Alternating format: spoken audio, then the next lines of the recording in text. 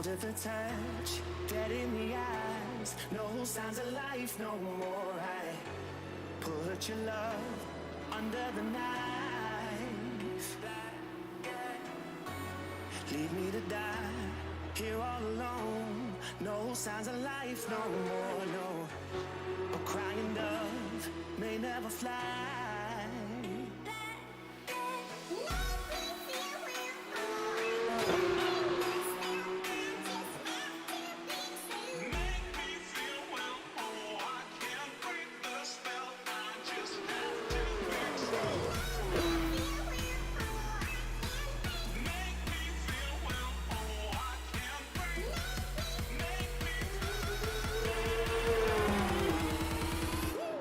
Black and white.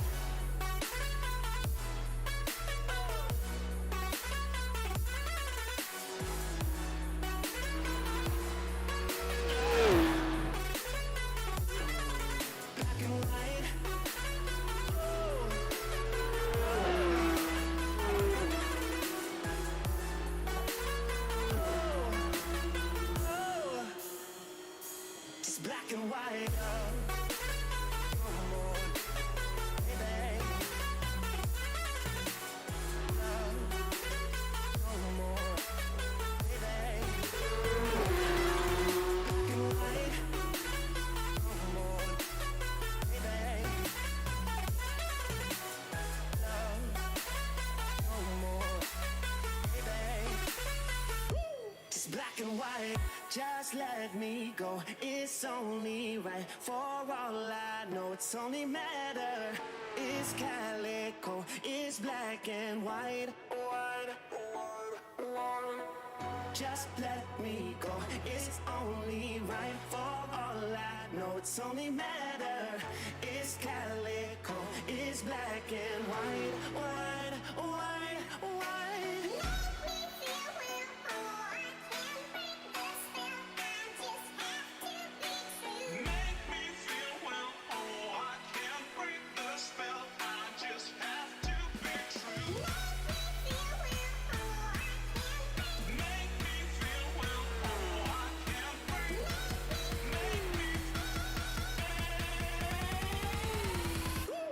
Black and white.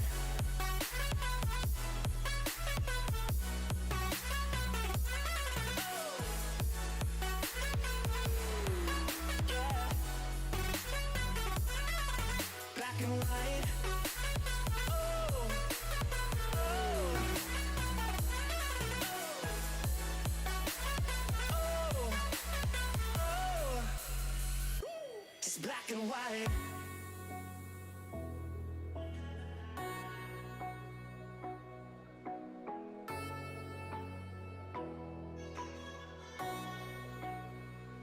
It's black and white.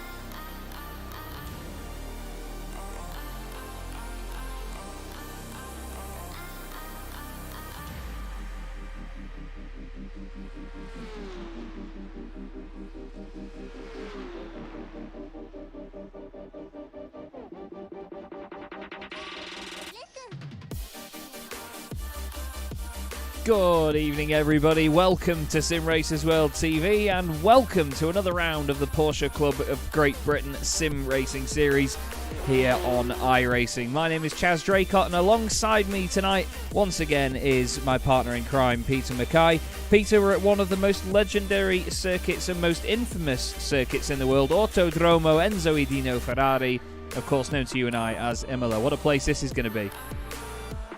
You've been practicing that all week, haven't you? You've been eating pasta and drinking espresso and listening to Ciao Bella in the shower and all sorts of things like that. And you know what? It's been worth it. You nailed that, Chaz. Nice one, mate. Thank you very much.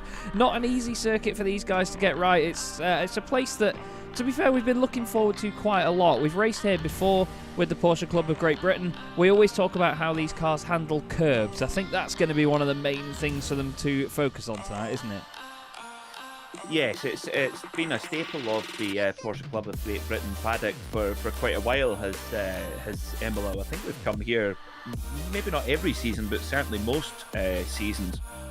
The big difference tonight is that we've got the brand new 992 Porsche Carrera Cup car. And the difference, I think, with this new model is that it is able to strike and ride the curves a lot better than the previous car did as well. So I think the drivers should find it a little bit easier tonight in this new car than they would have done in previous seasons. Yes, they should indeed, as we now have lone qualifying going on. Drivers out there on track. Gregory Butterworth, one of the very first to get out there, taking it nice and easy on this opening lap at the moment. But this is going to be a very, very difficult one to get right. It's not the widest of circuits. You can try and sort of take the mick a little bit with track limits here and there, but at places like Variante Alta at the top of the hill, it's not always easy to get right. But you can see, though, that right now Butterworth is not pushing the limits at this moment in time. A lot of drivers in different places on the circuit. This is Rob Sharp coming up to Variante Alta. In he goes, chucks it one way then the other. You do see a lot of different approaches to that chicane, really, don't you, Peter? You see some people massively attacking the first curb, some people trying not to strike it too hard because it can push you wide for the second bit. We're going to see quite a variation, I think, in how everyone goes about that corner tonight. Yeah, it's a tricky one, that's for sure. I mean, I think you look at the really quick guys, they're wanting to try and get the most momentum they can for the run down towards Ravazza, the double left-hander at the end. But yeah, it's very easy to get it wrong there. That's the one part where having the car nice and stable and nice and flat over there is quite important, because you can get pogoed out of shape if you're not careful as well. But yeah, this is a stunning circuit here at Imola. I mean, amazing undulation to it as well, and of course based within a kind of parkland in the town, and it's almost like as close as you're going to get to a street circuit on a permanent racetrack as you'll get, really. It's a wonderful place. But would you believe the first Grand Prix here in 1963 won by Jim Clark, of course, but there were no Ferraris in attendance. Wow, that surprises me a lot. I would have expected it would have been the very place for them to show off their magnificence, if anything. That's very intriguing. Although Ferrari did win the Golden Shell race here in 1954, which sounds like one of the power-ups in Mario Kart. It does. It does. And to be honest, I think some of them are going to feel like they need a bit of it tonight. It's not going to be easy at all to get round here completely unscathed. But I'm really looking forward to how the racing goes on. We have times coming through on the board just now. I'm doing a little bit of final editing here on the overlay. We've just had some of the names have been sort of kicked out slightly by the software, so I'm just making sure everything looks as it should. Don't forget, we've got the two classes tonight as well. We have the Pro class, which is the red class, and then the AMS, which is the blue. Mark Baxter-Jones currently fastest. James Cummings takes that time away from him in the number 2 car, and then Simon Povey goes fastest to 1:43.5, some 3/10 clear at the top. It's Byron Crawford that is currently fastest in the AM category. It's quite a fragile place to be, but you never know. Everybody tries to attack. He looks like he's got his spec map sorted out now on that car. I do love that he's put the purple on there. It's absolutely gorgeous. Does look very nice. Yeah, fits in nicely with the Porsche factory livery there for Byron Crawford. Of course, this is a circuit as well that's got so much Porsche heritage as well with the with obviously with Formula One coming here again, which is nice. Hopefully we'll see the Super Cup come here more often as well, because it is stunning in a Porsche Cup car. But back in the day, I tell you what, one of my heroes, Brian Redman, back in 1970, he drove the Imola 500 kilometers on his own in a Porsche 917. Can you imagine that? That just makes you sweat thinking about it. I'll get myself another donut. So honestly, like, can you imagine that? And then back in 1984, Stefan Beloff and Hans Stuck won the Imola 1000 kilometers in a Porsche 956 in a P1 to 8 finish. Wow. P1, 2, 3, 4, 5, 6, 7, 8. That's the gentleman's set. Wow, that's insane. Absolutely insane. And to be fair, just go back to the 917, I don't think I'd want to do one lap on my own. Never mind a race of that length. I'd want my mummy. Yeah, I was... I can't remember whose story it was that I was reading about them, but there was somebody talking about the Porsche, I think it was the 917K. Someone was saying that the chassis flexed so much in the originals that third gear was never in the same place twice, and that they filled the chassis with gas and a massive gauge on the dash. It was a tubular chassis filled with gas, so basically if it did crack, then the pressure in this gauge would go to zero, and they were told just park it, or at least drive it back mid-care. And apparently said driver said, you can stuff that. If that chassis cracks, I'm parking it there, collecting my Deutschmarks and going home, which I think any sensible human would do, wouldn't they? Yes, these guys were different level of brave driving that Porsche 917, especially in the early days when it was just it was virtually undrivable. Took them a while to dial it in, but thankfully these days the drivers have got. I think particularly you look at Porsche, just every advancement they make, they never go backwards with any of their racing machinery. And the fact that you could turn up as a customer and buy a Porsche 917 was pretty crazy when you think about it. It was amazing they found 25 people mental enough to buy one. But then by the time they had actually honed it back in, it was more or less regulated out of the championship as well. So yeah, scary time. And can you imagine around Imola? I mean, Imola is still a pretty fearsome place, but Imola 50 years ago? No, thank you. I love Imola. I was fortunate enough to visit there this year with Clio Cup Europe and watch a lot of GT racing there as well. There was GT Open going on, TCR Italy, and a multitude of other fantastic races. And they had the new Porsche GT3 road car doing VIP laps around the circuit all weekend between a lot of the races, and the noise of it and the speed of it in a straight line.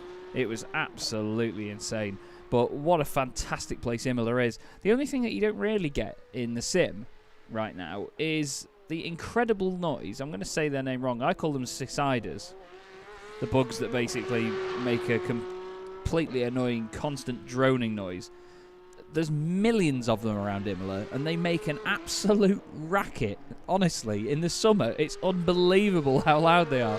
But they do it in a... What do they sound like? I could not possibly recreate the noise. Are they more like a or are they like a It's almost like someone's just going the whole time. There's like a million sprinklers on all at once. Yeah, but they do it in a pulsing pattern like I just did there, but all together. Look, qualifying. Gavin Hulls goes fastest with a 42.951. Jacob Toft says no, thank you. However, the report coming in from before this race meeting, Peter, is that Jacob Tofts will be starting from the pit lane at some point over the evening. Is that correct? He will be starting from the pit lane in every race of this evening, yes. So for those that missed the last round at Donington Park 2 weeks ago, we had a proper battle, one battle of the season by far, between Jacob Tofts and Christian Saruta for the overall race win. And there was an incident on track between at McLean's Bend, the right-hander after the Schwantz curve, and after the incident, Christian Saruta ended up in the gravel trap. Jacob Tofts carried on. However, Jacob Tofts immediately pulled over to wait for Christian Saruta to give him the place back. Now, the organizer still deemed Jacob to be at fault for the incident, therefore there was a penalty given out. I do wonder, Chaz, if the penalty was less severe than it would have been had Jacob not waited, perhaps a race ban or something like that. I don't know, but that's those are the facts of what is the situation. So yes, Jacob's just gone out there for what can we call it, a vanity lap? I do love a vanity lap. A vanity lap, yes. Yes, big fan of a vanity lap. But the thing is, he still has to go out there and just get the laps in. He has to just make sure that he's on pace and just see where he compares with the time that he puts on the board. So it's worth it in the long run. So, according to the heat, Jacob Toft's on pole position, but of course he will start from the pits. So it's Matt Dorrington, Simon Povey and David Ward. Then it's James Cummings and Paul Rieger, Chris Byram and Byron Crawford, the fastest two AM drivers. Then it's Amrik Sashdev alongside João Estevez. Oliver Carwadine is 11th ahead of Danny Jones in 12th. Then it's Andrew Shepherd and Paul Stout. Ryan Penny 15th ahead of David Patching, Gilles Gardner and Andrew Marston. On row 9, Tom Slater is 19th ahead of Fausto Pinto, Josh Bailey and Mark Elvin. I believe all also going to be starting from the pits. Either that or they had a qualifying ban. But to be honest, Peter, this should be a very, very exciting first race here. It's going to be very tight and very, very twisty around Imola in these sorts of cars. They're not the sort of cars where you can adjust your inputs mid-corner and always get away with it. Is there anyone you've got your eye on that knows how to do that very, very well? I think Simon Povey is due a win, and he's due a winner's cup at his local coffee shop in the morning. Because all he gets is first loser written on his coffee cup in the morning. So yes, I think Lady Penelope and Simon they're gonna come together. Abort. Anyway, Simon is going to try to. He's going to do everything in his power to try and make sure that he gets a coffee cup that doesn't have the word loser written on it, to be honest. There's no quali bans in the rules. Porsche Sport have corrected me, so thank you very much for that. I thought I overheard at the start of the season that it was, but that's my mistake. Thank you very much indeed. Any second now then, the lights will come on. Slater, Pinto, Bailey, Elvin and Jacob Tofts will be starting from the pits. The lights are going to come on now, and the very first race of the evening in round 4 of the Porsche Club of Great Britain Sim Series 4th season is underway. Very tidy start from Matt Dorrington. Looks like Povey's got some trouble behind with David Ward. The two pink machines swapping places. Everybody braking nice and early. Look at David Ward trying to go around the outside. Doesn't quite make it work there. Has everybody else got through cleanly? Certainly looks like it. I could hear a bit of contact. Carwadine. Oh, no, it's Andrew Shepherd, is it? João Estevez. João Estevez is off. Carwadine off as well. Oh, the Matt car in the wall, and the guys that started in the pits coming through. Nightmare start there, but with the weight transfer one way then the other through that section, Peter, it's never easy to get right, is it? Especially on cold tyres, and that's one thing where this new generation of car is nowhere near as easy when the tyres are cold. It does take a little bit longer to get the tyres up to temp, and yeah, Oliver Carwadine didn't really have a great deal of room there, and nothing much he could have done about that. Kind of got squeezed by Estevez. Get another look at it here. Yeah, I think Estevez maybe could have given a wee bit more room there, but anyway, they both paid the price for it significantly. But well, I hope that noticed that Oliver Carwadine is sponsored by Matmut, who are and Simon Povey's got a slowdown at Variante Alta. Look at that, and he's getting swamped now. Dearie me. Oh, now that's something we need to watch out for. Variante Alta, easy to cut the chicane and be given a slowdown penalty. Ryan Penny, a difficult start to the day. But yes, coming back to Oliver Carwadine, Matmut are actually a French insurance company, but yeah, get them sacked because they're not going to pay out for that claim. Who you need to go with is Lockton Insurance, the official insurer of Porsche Club of Great Britain. For what you crash.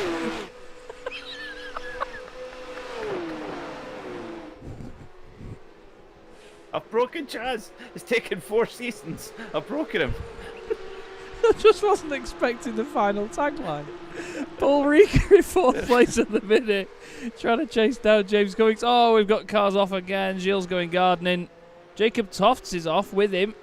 Oh, looks to me like they've made contact on the way in. I was going to say, I'm not quite sure why the replays are doing this, by the way. They seem to love going to the gearbox cam and going into slow-mo. Yeah. Oh, Gilles swept him off his feet again. Oh, he's late on the brakes. Oh, that has gone very, very badly wrong there. Big hit. If you no longer go for a gap, you're no longer a racing driver. Well, it's not quite the you are if you get sacked. It's very, very true. Very true indeed. Matt Dorrington still leads the race. 2 seconds to the good at the moment. He's absolutely bolted out of the gates here like he's been tased in the backside. David Ward, second place at the moment, doing a wonderful job at holding on. It's then James Cummings that's having to hold off everybody else. Simon Povey all over the back of Anchors Riga right now. Let's see what the anchors are like as he gets down to the bottom of the hill. Is he going to be able to stop this better than Simon Povey? Ooh, moving around a little bit there, just trying to get it slowed down. The Caffeine Machine branded car of Simon Povey certainly on the attack. Clips the gravel a little bit there. That curb, while using it, obviously opens up the line. It doesn't always help you out, does it really? Because you can sort of bounce the car around and wobble it about, and you do lose a bit of momentum if you have to correct anything there. Yeah, and also a lot of the curbs here as well, they have like artificial grass, like AstroTurf on them, and it's so slippy, and you just do it, you lose all the drive. So yeah, it's a real art to kind of floating one of these cars around the circuit. But Simon Povey, I think he's got good pace. He'll be kicking himself at that slow down penalty on the first lap. It's cost him obviously quite a lot of track position, but looks to be really racy here as well, trying to make his move on Paul Riga. Apparently Paul feeling a bit under the weather, so but it doesn't appear to be holding him back. Apparently he's had lots of medicine, so maybe give him an extra metre or two just in case he gets a bit wobbly when it kicks in. Yeah, it gets a bit hallucinogenic. Oh, there was no car there, I just went down the inside. Oh, I've dribbled all over myself. What happened here? He's got a fluid leak. Simon Povey with the shark branded helmet by the look of it. Big shark mouth on the lid. Wonder if we can see it from outside the car. Looks very very aggressive, very, very feisty. Certainly be a bit scary in your rear view if you can see it. Doesn't look like we can see it too much from out here. Chris Byram currently leading the AM class at the moment. If I was any sort of decent broadcaster, I would have brought that flipping graphic up at the top for you. But he's got Byron Crawford right behind him at the moment. But to be honest, Chris will be putting the shutters on in his rear view mirror, you could say, to block out the vision of Byron sneaking up behind him. Amrik Sashdev is third in the AM class at the moment. And let's not forget, it's down to the top 10 that go through into the feature. 10th at the moment is Andrew Shepherd in this beautiful, beautiful looking machine. That's surely a new livery, is it not, for this round? It's very cool. Is there a chicken on the side of I thought it was a cat. I thought it was like a Pasheen cat. Oh, is it? Oh, okay. Well, it almost looks like a... It's got lots of different influences. It kind of looks like a South African rugby jersey. Oh, great slow-mo. With gold wheels, obviously, that's an extra 5 horsepower. Green car, gold wheels. Mega. I think it's a chicken. It is. It is a chicken. It's like Chicken Cottage. Scuderia chicken house. That's it. Yes. That's it. I'm logging off. Scuderia chicken house. I'm done. So good. I'm absolutely done. That's it. We've been live for 24 minutes. Well, I was going to say it looked like the Chicken Cottage chicken, but that would make sense. Scuderia chicken house. That. Right, so Andrew Shepherd, the 2021 AM champion, everybody. Straight away. And pro, and AM, and pro, and pro-am, all at once. Oh, that's absolutely phenomenal. Absolutely phenomenal. He's got dessert in front of him, which is Danny Jones in the pro category with the Haribo Bear on the car, as he's had since the very start of the Porsche Club of Great Britain Sim Racing Series. He's bouncing around trying to find his way through Variante Alta without any hindrance. He's got AM drivers all around him at the moment, so he doesn't need to worry too much about championship points. This man does, though. Shepherd's well gel because Danny Jones is in front of him. Oh, but I'm sure Danny loves it, so. Right then. Riga, Povey, still right together.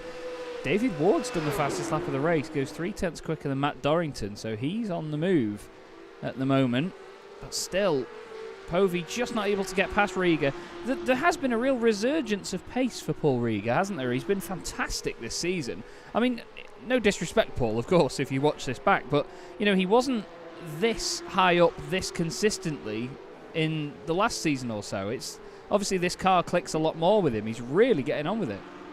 Yeah, he's super fast in this car, is Paul, and it was usually first or fence, wasn't it? It was very much not all or nothing approach for Paul Riga, but yeah, definitely clicked with this new 992 generation car, and I'm pleased to say actually that Paul and I will be, along with Luke Holroyd and Indy 500 podium finisher Richie Hearn in the VSCA Championship next year. Oh, get in. So yeah, so it's good because there's actually an I rating limit. So all the other we're the well, apart from Richie, of course, we're all the duffers in the Porsche Sport team. Oh, love it. So it's like, oh, who else do we know? I was like, I think Richie's got quite a low I rating. It's like, you know, he has been on the podium at the Indy 500, but you know, it's like, and he's up for it. So get in. Better not let him down. No, indeed. Chris Byram's just had an issue, and again, we're going to see it in a backwards slow-mo for some reason. I really don't get why that's going on. Oh, he's just gone too deep into Acqua Minerale. How many times have we seen that? It's a corner where you're going downhill, you're turning, you're braking, you then got to straighten up, brake again, turn again, then get on the power up a hill. It's a nightmare of a corner to get right. I believe it directly translates to really awkwardly difficult corner in Italian. Not just water. Or frozen Acqua Minerale. Yeah. Well, it is like driving on ice when you get down there. It just feels like all grip just disappears from underneath the car. So we're on lap 6 out of this race. 15 minutes each of these heats. Right now, Ryan Penny is under pressure from Oliver Carwadine. If it was a few seasons ago, we would have said the clock is ticking. But right now, he's just making sure that he keeps the white flag in the boot. Here's Oliver Carwadine. No surrendering just yet. David Patching just holding on in front of them. David's got one of the prettier cars in the field, I have to say, as well. That white and blue number 61 machine with the Heaven Media branding on it. Oh, I've had to curse him, haven't I? Now Penny's under attack from Carwadine. Penny's on the inside into Tosa. Car tries to straighten up a little bit on the brakes. Oh, Patching's still off. He actually went into the wall. I thought he was just about to keep it out of the wall, but unfortunately, it doesn't look like it's had that big a hit. That's intriguing. Well, we'll look back at it. Why are the replays doing that? Honestly, if I had an answer, everybody, I'd let you know. Oh, he does just kiss the wall the tiniest bit there, doesn't he, Peter? That's not going to do too much to the car, really. Yeah, I'll just need patching up a little bit in the pit. Yes! I served you up for that. I was hoping you'd go for it. That was straight up there. Off, straight back over the stand. Flipping heck. 6 runs. Never want to play squash with you. Flipping heck. James Cummings still holding on to 3rd place at the moment. Simon Povey is now past Paul Riga into 4th. So in typical Chaz fashion, I have missed it. And again, replays doing their thing. Oh, it's just a bit of slipstreaming down the straight. Riga opens it up for him, gives him the room down the inside. Nice, respectful stuff. On most counts. Flipping heck. It does kink. There is a little kink there where it does sort of that. It looked worse than it did. Yeah, definitely. Excuse me. David Ward all over the back of Matt Dorrington all of a sudden. Matt was gone and absolutely away in the opening laps. But 4 minutes to go here. David Ward's come alive, Peter. He's all over him. Yeah, the Pink Panther. Oh, yeah. David Ward, the Pink Panther.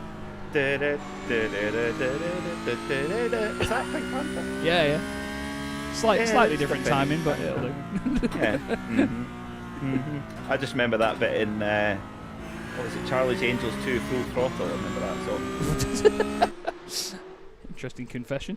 David Ward, then. My brain works in a very different way to most people. It's almost like we didn't notice. Right at the moment, then, we've got these 2 duos. Look at the way these cars float over Variante Alta. Fantastic to watch. But this is the thing that the Porsches have always done. These Cup cars especially have always just absorbed curbs like they're not even there. The body language of these cars, always great to watch. The way they move around, the way they just accept curbs as part of a racetrack and just say, right, we'll deal with that. Next. Wow. Awesome to see. Simon Povey, though, he's looking quite racy right now. We'll go on board with him as the Shark opens its jaws and closes in behind James Cummings. And instead of da-da, da-da, it's da-da, Dun-dun, dun-dun.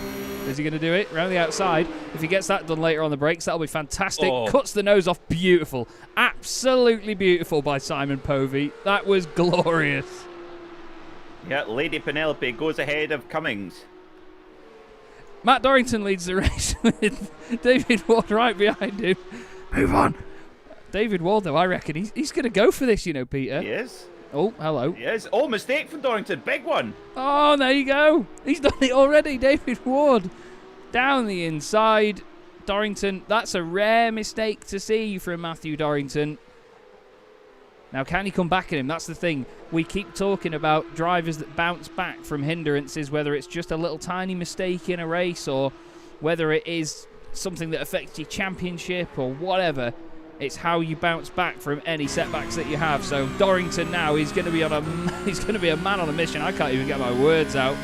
But this is going to be an interesting fight to watch to the end. I'd say we've got only one more lap in this as well now, Peter. So one more attack, and look at Dorrington. He's pushing so hard.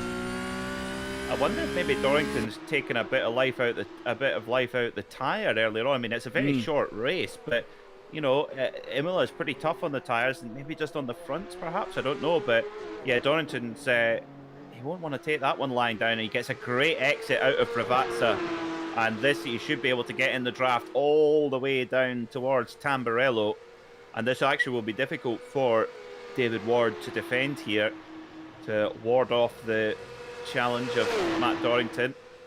So Dorrington's going to go the long way around, absolutely side by side, hard on the brakes. And is it going to be Dorrington? I think it might be. Oh, what a beautiful manoeuvre again. Great stuff. That's fantastic. Two laps in a row, we've seen two wonderful manoeuvres down there. That was absolutely brilliant. And we seem to have lost James Cummings. James is into the pits. He's been off the circuit. Again, the replays doing this. Is he just going to clip the gravel? Oh, it's bounced one way, then the other. No, James. Oh. Ah, that was the side of the car we couldn't see from just over the pit lane. But this lead battle... Actually, that was smart to go in and grab a fast repair rather than limp all the way around, because he's right at the pit entry anyway. That was smart. Indeed. Gilles Gardner's gone off the track, by the way. He's just come back on further down the order. But right now, Dorrington has the lead back from David Ward. It's been brilliant to watch these pair at the very front. And look at how quickly Simon Povey is caught up as well. He's right up there with him now. Again, bouncing their way over the curbs. It's like some sort of cartoon. But only a couple of corners left to go for the 166 machine. I don't think David Ward's going to risk anything here, Peter, do you? Oh, I'm not sure it's going to be a drag race to the line, I think. If David Ward can get a good exit here, this could be very interesting as well. But here they go. It will be a drag race to the line. Dorrington gets an all-right exit. Car's a little bit bumpy and squirrely over the curb. David Ward is not going to be able to do enough. Dorrington wins the first race of the night. Ward second. Povey a great third place. Good fight back from him. Paul Rieger cruises home in fourth. Yeah, out of fuel. Chris Byram is going to take the win despite going off earlier. Takes the win in Am ahead of Byron Crawford and Amrik Sashdev. Then we're going to have Kids and Grown-Ups Love Him So. It's an 8th place finish for Danny Jones. That actually had the right amount of syllables in it. I could have made something of that. Andrew Shepard 9th, and Paul Stout is going to finish 10th in that beautiful Newman car. Absolutely in love with that. Through. Tom Slater from the back of the grid is going to finish 11th. Just misses out on the feature, but he will start near the front of the Consolation race. We have our 10 through into the feature, Peter. What a great start to the evening that was with these guys. Yeah, super stuff. I mean, great moves, not only from Simon Povey on Paul Rieger, but David Ward on Matt Dorrington, and then Dorrington returning the favour straight back again. Brilliant stuff. Nice and clean as well, and it's not easy to be clean at Imola, because the opening chicane at Tamburello, it's so awkward, and it's very easy you just need to tip somebody ever so slightly, and it ends up in a bit of a calamity. But that was such top class stuff at the front. But Simon Povey, he will be kicking himself after that lap 1 slowdown penalty, because he had the pace to win. But of course, with Jacob Toff serving a pit lane start in every race, if he does get through to the feature race, he will still start from pit lane anyway. So this is Simon Povey's opportunity to get his first win of the season. It is indeed. We then very quickly move on to our second race of the night. Gavin Hall's on pole position from Austin Greatorex. Then it's Mark Baxter-Jones and Christian Saruta.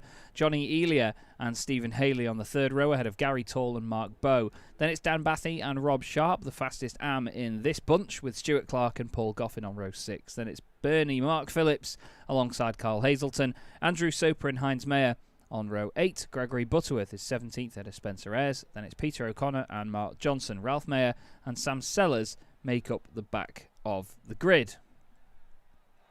We wait for everyone to make it on to said grid. We've got a couple of cars starting from the pits. Peter O'Connor, Mark Johnson and Ralph Mayer. Both of the Mayers in this race. The two South African brothers? His brothers, aren't they? Well, they are brothers, aren't they? They are indeed. Yes, they are indeed, and very, very kindly producing the providing a good prize, which we'll talk about in a moment. Yes, they are indeed. Second race of the night about to get underway. Then lights are on, Hall's on pole, and they are away. Doesn't look like too good a start from Mark Baxter-Jones from third on the grid, actually. Looked like Johnny Elia maybe got a good launch as well. His teammate in the 11/10 car, Zaruta's going to try and go around the outside. Does he get that done? Side by side still as they come out of the chicane. Rob Sharp continues to lead the AM class ahead of Stuart Clark. Zaruta has got through. Well, he's got his nose in front for now. That's all. Oh, Baxter-Jones just filters in behind him. Nice tidy stuff, though, from this one. I think everybody saw how the first race went. They knew what to look out for early on. Sam Sellers. Oh, he's processed that move nicely as he gets past Spencer Ayres. He's going to try and chomp at the bit to get back ahead of him. But at the front, we've got another duo breaking away. Gavin Halls and Austin Greatorex. These two are bound to have a good scrap, aren't they, Peter? Oh yes, yeah, make no mistake about that. And Austin's been doing a lot of racing recently, really putting in a lot of mileage in this car and winning a lot as well, from what I've seen from his various channels. But oh, dearie me, big spin there for Rob Sharp. Oh, we've got more issues. Oh, Sharp. I think Rob Sharp's got some sort of wheel damage or suspension damage or something, because the car does not look to be behaving in its normal way. I will figure out why that's the replays are doing that, everybody. Oh, it's just, that's a long old spin, that, isn't it? Long old spin. Sam Sellers, I think, had a bit of contact on the way in. Managed to survive it for the way out, but that's a real shame. Oh no, we've got a lot of cars off here. Greg Butterworth, Spencer Ayres and Sam Sellers, they're all doing it at Paris-Dakar here down at Rivazza. They managed to get back on as well. But the battles are plenty are still at the front here, Peter. Austin Greatorex and Saruta. Oh, right together. I think Christian was trying to just make a gap there, but it's not worked out for him, and suddenly he finds himself in the clutches of Mark Baxter-Jones. Yeah, Mark Baxter-Jones, a really quick driver as well. So this should be a stunning battle actually between. Oh dear, Paul Goffin's gone off. He's been shaken up there in the Martini International Racing Club liveried machine. Stirring up the gravel. Yeah, stunning battle at the front between Gavin Halls and Austin Greatorex. And yeah, Saruta tried to squeeze it, and Austin Greatorex shut the door and said, absolutely no chance are you doing that. Not on this occasion. Yeah, not this Try time. again, or not. That's it. That is it. Now, Gavin Halls, potentially, he's looked a little bit quicker than Austin on this lap, but he could potentially be doing what we saw in the previous race from Dorrington, where you push early on, you kill the tyres a little bit, and even by the time that the race has got to about 12 minutes, 10 minutes in, you've scrubbed the tyres enough to actually have a disadvantage grip-wise compared to the guys around you. So Gavin needs to be careful with this at this point. That's one of the benefits, though, of being in this second race. You can see how the drivers and the cars behave in the first race, and then take some information from that, and then use that in your own heat. It's really intriguing to keep an eye on that as the season goes on. We see some very mature and very sort of level-headed drives in these second heats, don't we? It's almost like they have thoroughly taken that information on board. Absolutely. I think if you're not using that information to your advantage, you're definitely missing a trick, that's for sure. But just starting to stretch just a little bit as Gavin Holt sets the fastest lap of the race, but only by 0.08 of a second from Austin Greatorex, who's right there in his slipstream, but just a little bit more of a distance now between each car, as we can see at the front of the pack. and these are basically contesting for very key grid spots for the feature. And as we've seen, the overtaking opportunities at Imola aren't great sometimes. So that track position for the feature race is very, very important. Great to see Dan Bathy back with us, the Porsche snapper, in the sacred coffee car as well. For what you drink. Yes, yeah, indeed. very good. I've just received the delivery, a very speedy delivery at that, of biodegradable and compostable coffee pods from Sacred Coffee. So not only good for your attention span in the morning, good for the planet as well. Lovely stuff. Not quite the flamboyant car that we've seen previously from Dan, but at the end of the day, more understated. Yeah, he's just focused on getting back out there and doing some racing, isn't he? He's not too bothered about the car looking absolutely amazing this time out. His photography is on another level, let me tell you that. He cool. He was doing some at Le Mans this year. I went through his Instagram page with my jaw on the floor. Some of the shots that he got. There's one of a Ferrari in the rain going through, I think it's the Dunlop curves near the start of the lap. It's disgusting how pretty it is. Like, it's absolutely awesome. So fair play to Dan, and we love your work, mate. Keep it up. Mark Phillips leading the AM class. Sorry, go on, Peter. Did you see the shot he got of Lorcan Hannafin going through the chicane at Knockhill in the Carrera Cup car? Oh, I did. It's very good. Oh. It actually shows just how Lorcan's actually driving it like a real local. Gordon Shedden always says if you've got the thing up on two wheels, you're losing time. You want to have it as flat as possible and keep the car driving. And Lorcan's driving it like a local in that picture. Yeah, he certainly is. There's a few pictures from that same spot where cars are on one wheel as well. They're just floating on the front left as they go through. It's absolutely incredible. Harry King on full opposite lock over there is something to behold. Oh, it is. Absolutely is. But that's the thing with these cars. You can push them to their limits, and they are very, very fun to watch. They're always moving around. They're always showing their body language. Now, Mark Bowe has got a lot of body language behind him. Dan Bathy and Stephen Haley saying, "We want to come through, please." But Mark is saying, "No, I'm not just going to jump out of your way." He's not going to. Winner from last time out. Yes, he is indeed, Mark Bowe. He doesn't want to bow under the pressure of Dan Bathy and Stephen Haley into Variante Alta. Bit of curb, to say the least. Bit of curb on the exit. Now, you see a lot of them using a massive amount of that runoff there. They can get away with quite a lot there. I think it's if you have all four wheels on the AstroTurf and have the right two wheels over onto the next bit of concrete, I think is when you get a slowdown penalty. So these guys clearly know where those limits are, don't they? Well, that's where the practice comes in handy, is to know what you can and can't get away with. That's Big Brother is watching you in the iRacing service. Now, looking at about halfway distance now, looking at the bubble battle, which is interestingly, we have the top 9 are all pro cars, and 10th and back are all in the AM classes. Dan Bathy goes to hook it all the way around the outside of Mark Bowe. It's photographer versus video cameraman. Oh, and it's video cameraman. It sounds like a superhero. Comes out on top. Well, not quite. Yes, he does. Now, a very important message, Chaz.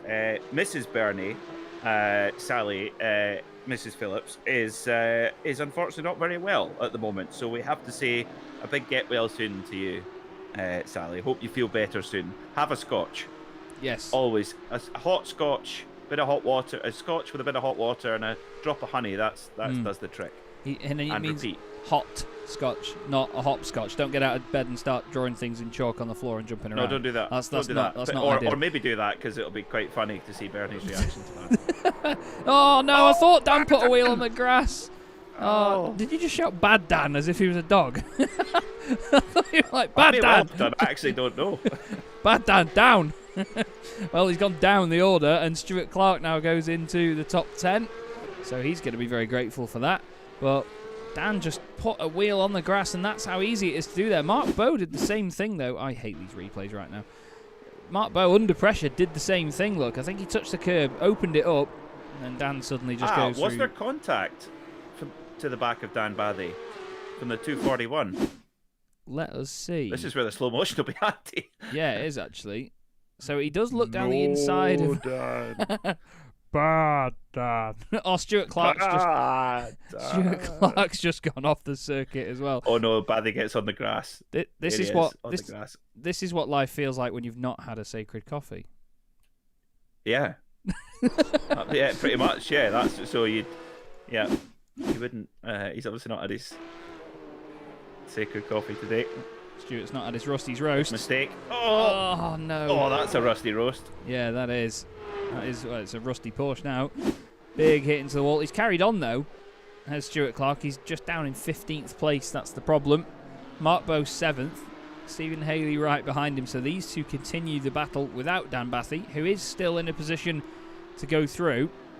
So he's not going to worry too much. He just needs to make sure he holds off Carl Hazelton, who's come from 14th up to 13th. Gregory Butterworth's just had a moment through the Villeneuve chicane. He's now lost a bit of ground. We've got Spencer Ayres off the road. That's a big, big hit into the wall. That's going to have written off the right-hand side of that car. Mark Johnson also went off in a separate incident, I believe. So we've got cars dropping off all over the shop here, Peter. But Gavin Halls, he cares not for what is going on behind. Not for now, anyway. He doesn't have to do the stewarding live on the race. But either way, he's leading very well indeed. 1.3 seconds ahead of Austin Greatorex, who's 1.3 seconds ahead of Zaruta. But Mark Baxter-Jones only half a second back here, so could benefit from some slipstream. Oh yeah, that's right in the range for the slipstream, and that's what Mark Baxter-Jones is trying to do here as well. Up into top gear now, and now is when you start to get the run in the draft. Shows himself in the mirror, and hard on the brakes. You've got to be so precise on the brakes in these cars. No anti-lock braking system like you would get in a GT3 car, for example. So you're on your own. If you ask for too much brake, it will pinch. Oh, and then to Villeneuve. Oh, I thought Mark Baxter-Jones was going to have a go there. That is a very, very difficult place to pass, but putting serious pressure on Christian Zaruta here. And this is where the risks are quite high, but the rewards are relatively low. If you're on the bubble, different story. If you're Dan Bathy right now, or Carl Hazelton, more likely. For Carl Hazelton, it's worth a punt for him. Not literally, but it's worth a go to just sort of really risk a lot to try and get into the feature race. But if you're already well up in the feature race and you're already high up in the order, sometimes it's, whoa, as Mark Bowe's gone off at the Tosa chicane. You wouldn't want to say that with a Cockney accent. Oh, he's just lit it up. Tell you what, Stephen Haley did very well to avoid it there. He did. He did indeed. Oh, did he?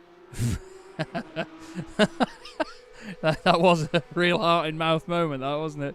Had a bit of a spin around to get it back on the circuit, but fortunately didn't get collected. We look back, though, at Mark Baxter-Jones, still about half a second off Zaruta, so he's not able to close in that much at the moment. Apologies for any sort of seeming absence from myself. I'm just trying to make sure that I can get the replays to stop doing that really annoying thing, really go in slow-mo and look backwards, but not really sure why it's doing it. But Baxter-Jones starting to launch a bit of an attack now. He doesn't need to push too hard, though, at this point, does he, Peter? Because at the end of the day, he's in a position to go through to the final and get a strong position from it as well. There's no point really risking too much just to get that extra one position.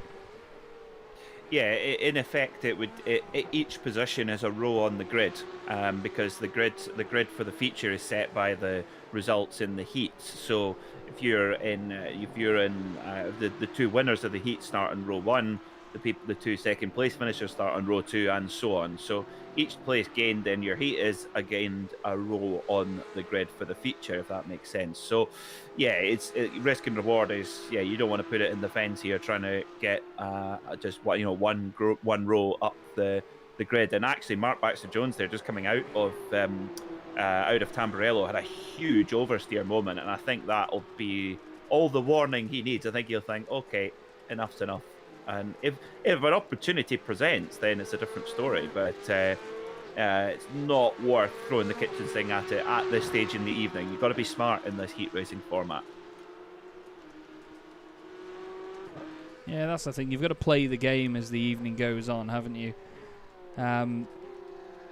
It's very different to just having any sort of endurance race or sprint racing format where, you know, you have two races in a weekend, both are determined by qualifying, you know, or the result from the previous race.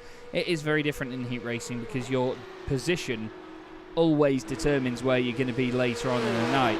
And we've seen drivers, haven't we, have a bit of a terrible start to their evening and then suddenly turn it around and almost win the final race of the night. You know, people have really played the game. So it's going to be interesting to see if anyone can do that here tonight, because we've seen it's kind of difficult to overtake in most places. Tell you what though, Mark Baxter-Jones looking very racy right now. We're on to the final lap of the race. And Carl Hazelton's got into the top 10, so he's going to be going through to the final. I believe that'll be the first time this season for Carl. If it's not, then I'm very, very sorry. But he's had a tough season so far, to say the least, as Carl. He's been caught up in a lot of unfortunate incidents, but he carries on right now with a lot of breathing room behind him. 3 seconds back to Mark Bowe. All he needs to do is keep it on the black stuff for this final lap. Touching wood right now because I don't want to jinx me mate. But Gavin Halls, he's been pretty supreme in this one. He hasn't really dropped off here, has he, Peter? No, he's actually been absolutely flawless under pressure, because Austin Greatorex has had Gavin Halls under really intense pressure. The lap times have been very quick at the front, but Halls looking very, very strong tonight, and he will start on the front row of the grid alongside Matt Dorrington. So it'll be a Shark e-bikes 1-2 to start the feature. But Austin Greatorex, he'll be right there, and he's had some bad luck as well this season. He'll be wanting to make amends. Yes, indeed. Very tidy performance by the Porsche Sport driver. Lovely stuff from Gavin Halls. Great chase as well by Austin Greatorex. He's going to finish just less than a second behind. Christian Zaruta gets a podium just ahead of Mark Baxter-Jones. Good fight in between those two. Johnny Elia is going to finish in 5th. Gary Tall, welcome back, mate. He's going to be in 6th place. Stephen Haley 7th. And then Bernie Mark Phillips is going to win the AM category just behind him. The Creepy Crawley makes its way from 13th to 8th. Dan Bathy 9th. And our mate Carl Hazelton from Porsche Centre Chester is going to take 10th place overall, top 10 result, and gets a place in the feature with 2nd in the AM class. Nicely done, Carl. Good stuff. Carl's clearly been, he's clearly switched over to a far more superior brand of motor oil in the form of Petrol Canada, the official partner of the Porsche Club of Great Britain, which at Porsche Centre Chester, they will not put any other form of lubricant in your car. They just would not do that to you. Never change, Peter. Never change. Apart from a Taycan, of course. No need to put oil in one of those. Yeah, that's more if you're just sort of sabotaging someone else's car. You fill a Taycan with oil. But well, I wonder if there is any bits of it that need oil put in. To be fair, I don't think. I don't know. I think I could have done with a bit of oil to pry me off the seat for how hard it pushed me into the leather when it accelerated. It scared the living daylights out of me. You would have had to oil me out of the car. Tom Slater then will be on. Yeah, trust me, no one's going to say yes. Tom Slater on pole position for the Consolation ahead of Mark Bowe. Then it's João Estevez and Paul Goffin. Ryan Penny and Heinz Mayer with Fausto Pinto and Rob Sharp on row 4. Oliver Carwadine on row 5 alongside Stuart Clark. Then it's James Cummings and Andrew Soper. Behind them is Andrew Marston, Peter O'Connor, David Patching and Mark Johnson. Jacob Tofts is going to be starting from the pits with Gregory Butterworth 18th. Gilles Gardner 19th and Ralph Mayer rounding out the top 20. Then it's Mark Elvin and Spencer Ayres, Josh Bailey 23rd and Sam Sellers in 24th. So a nice big grid for the Consolation once again, Peter. Plenty of drivers here that are going to be not desperate to get through, but this is their last chance to get into the feature this evening. Who do you think is going to feel most up against it right now? Well, I don't know, but the good thing is we've got 15 places for the feature, so it's all about keeping it clean here. It is indeed. Yeah, we got reminded that we've been getting it wrong, so let's see how this goes. There's contact further back as a car doesn't get going. I think that was Stuart Clark that didn't seem to move off the line. Mark Bowe is going to be around the outside into turn 1 on João Estevez in the bright green car. Don't forget, João started his evening backwards on the exit of Tamburello, so he's going to be very happy to get through there unscathed this time. Ryan Penny holding on to 3rd position. Rob Sharp in the middle of it all as well. Look out for David Patching. He might have had a slowdown penalty, I think. He's going very slowly indeed. Stuart Clark and Gilles Gardner behind him. No, Paul Goffin's off. Oh, Paul Goffin off for the 2nd time at least this evening. Paul having a very, very difficult time of it. But it's this sort of circuit where the car gets upset very, very easily. on these curves with all of the undulation as well. Andrew Soper has been off the track actually and is already out of the race. But Mark Bowe, one of very few pro drivers in this race. Oh, Sam Sellers is off big time. Wow. Snap. I'm sorry, Sam. Well, has he had some help through there? No, he's just lost it, and he's going to hit the wall, and it's going to chuck the... Ouch. Wow. He's very lucky that, to be fair, he didn't get collected by anybody else there, isn't he? Because that could have been a very nasty one if there was more contact.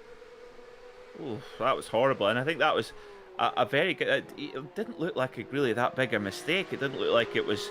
He obviously just slowly lost control, and that's what Imola's like. The wall is very close, and it's waiting for you if you make a mistake, and it just shows actually as well how the tyres really do take a lap, sometimes even 2 laps, to really fully get into the optimum temperature and pressure. And when they're cold in this car, it'll let you know about it. Oh yeah, that's it. I mean, we were talking earlier in the season about how this car does give you warning about the way that it behaves, but it just means that you've got a bit more time to save it. Look at that there, Oliver Cowden catching those sleeping policeman curbs on the inside. I actually walked down to Tamburello in July when I was at Imola, and you have no idea how massive those curbs are until you see them in person. They are huge. Think about the size of your entire desk in front of you right now at home, or your coffee table maybe.